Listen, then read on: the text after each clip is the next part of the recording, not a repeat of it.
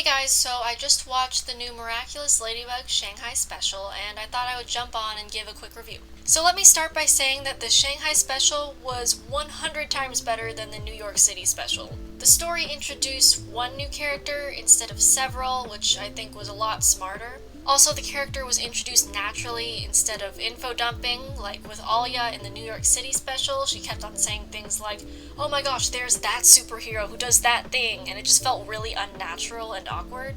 I also think that Faye is actually a really compelling and interesting character, and she has a lot of backstory, and I feel like she's the first person we see who has more of a gray morality compared to the other Miraculous holders. In fact, I feel like there were times where Faye was even more interesting than Marinette as a character, which I think is actually really cool. I also love the designs that they had for the Renlings, which I think are like Kwamis, and I think they were actually really cute and had really cool concepts behind them. I like the idea that you can only choose a Renling if you possess the quality that they possess as well.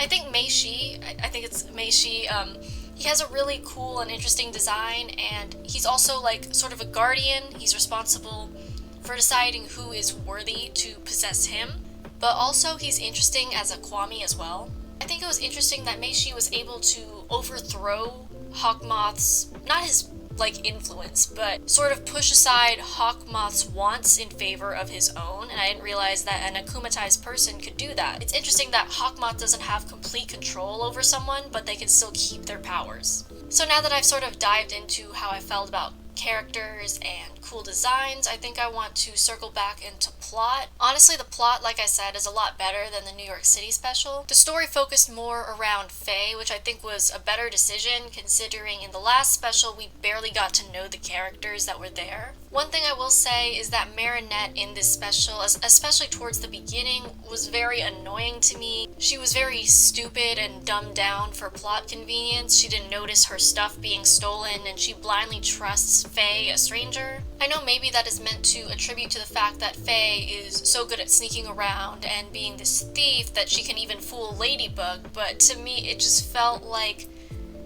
really forced. I feel like Marinette should have picked up on at least some of the stuff, and I feel like they dumbed her down just for plot convenience. I also didn't like how obsessive Marinette was over Adrien. I understand this takes place between, I think, seasons 2 and 3, but that doesn't really excuse her behavior towards him. It's just weird to have her fly all the way to China just to see Adrien.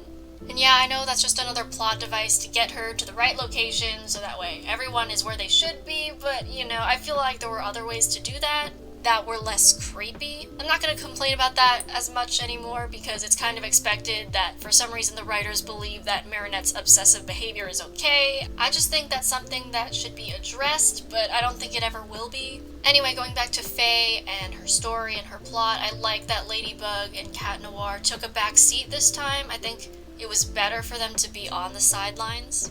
Oh, also, I wanted to get back into talking about design real quick, because Faye's, her lady dragon costume, whatever her costume is, I don't know how I feel about the design. It's just that red and yellow are some very loud colors, and the fact that they made her hair also red really kind of clashed with that, and I know in the trailers it was also blonde. In my opinion, I think her hair should have stayed black just because it looks better with the outfit, but that's really my only complaint with that. I feel like by the end of all of these specials, all of these superheroes are somehow going to come into play, which I'm really interested in seeing. Anyway, overall, I think that the Shanghai special was really good and a lot better than the NYC special. It has a good story, a good new character, and I love the Renlings concept, as I've said.